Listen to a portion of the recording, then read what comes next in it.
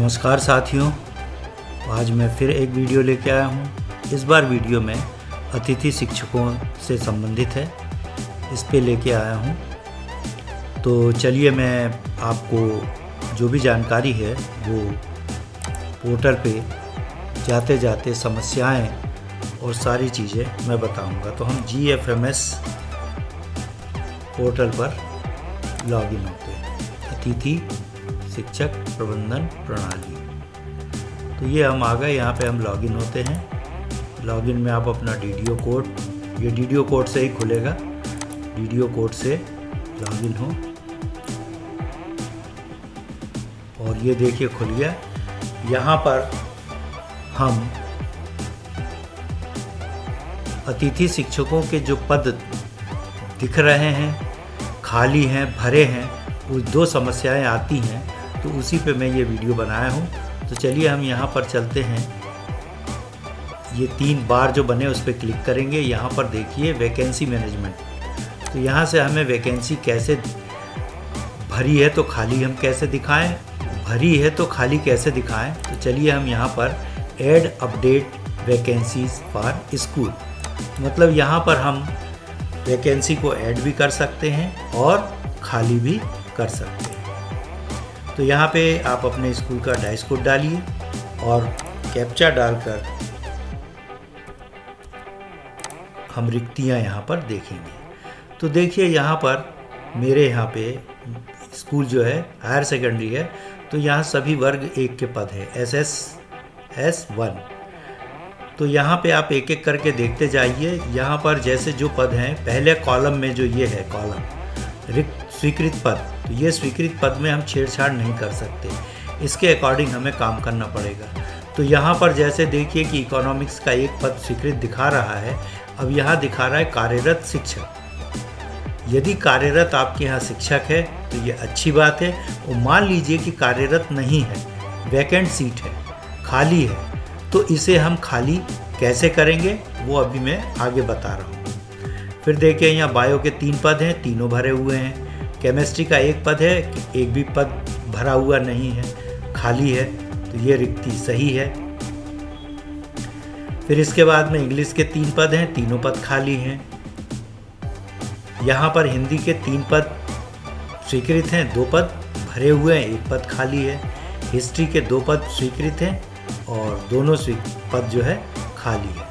तो यहाँ पे चलिए आगे अब मैं बताता हूँ कि जैसे मान लीजिए कि आपके यहाँ पे ये इकोनॉमिक्स में स्वीकृत 1 पद है, वो कार्यरत यहाँ दिखा रहा है। मान लीजिए आपके यहाँ कार्यरत नहीं है, ये सीट हमें खाली दिखाना है अतिथि शिक्षकों के लिए। तो हमें यहाँ पे ये प्लस है, अतिथि शिक्षक आमंत्रित करने हेतु रिक्ति दर्ज करें, ये लिखा हुआ है।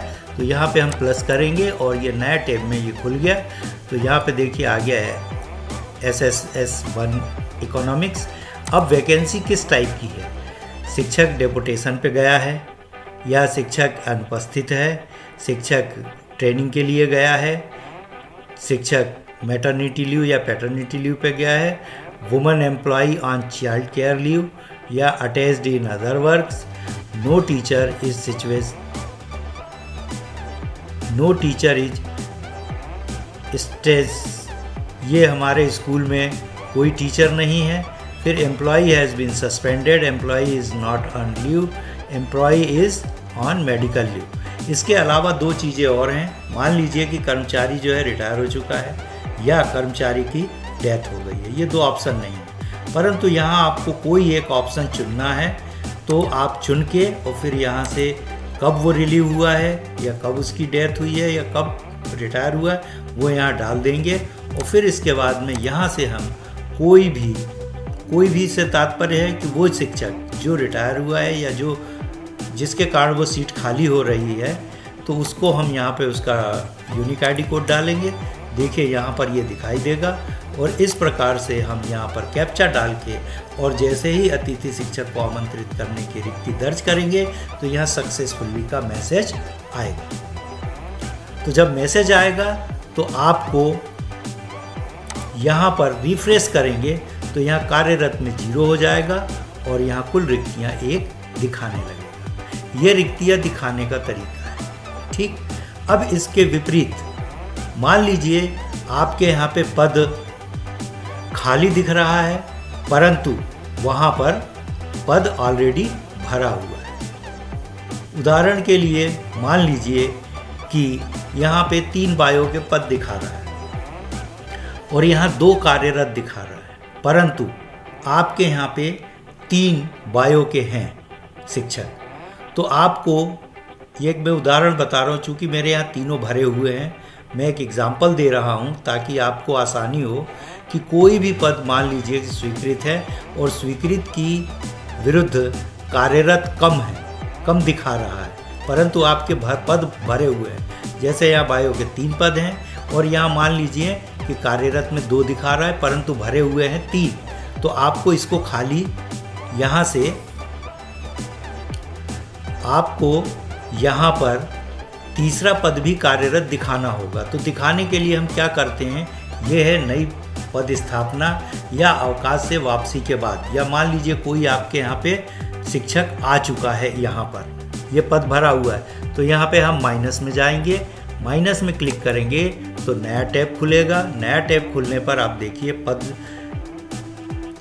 किस विषय का पद है, फिर यहाँ पर वैकेंसी टाइप है, मान लीजिए एम्प्लॉय ट्रांसफ़र से आया है, डेपुटेशन से आया है, या फिर आपका एम्प्लॉय ट्रेनिंग से आया है, या किसी भी कारण से आपके स्कूल में ज्वाइन हुआ है। तो आप यहाँ पे ज्वाइनिंग की डेट डाल देंगे और फिर यहाँ पर आप जो है उसकी यूनिक आईडी डालेंगे। यूनिक आईडी डालने पर वो इस तरीके से दिखाएगा।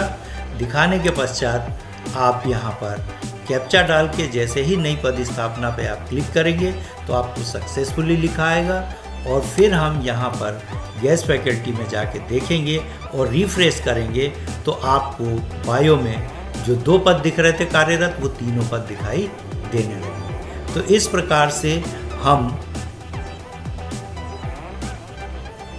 रिक्तियाँ अतिथि शिक्षक के लिए दिखा सकते हैं, या खाली पद दिख रहा है परंतु आपके यहाँ पे पद स्थापना है तो आप उसको भर भी सकते हैं। तो इस प्रकार से हम रिक्तियाँ और भरा हुआ पद दोनों यहाँ से इस प्रकार से दिखा सकते हैं।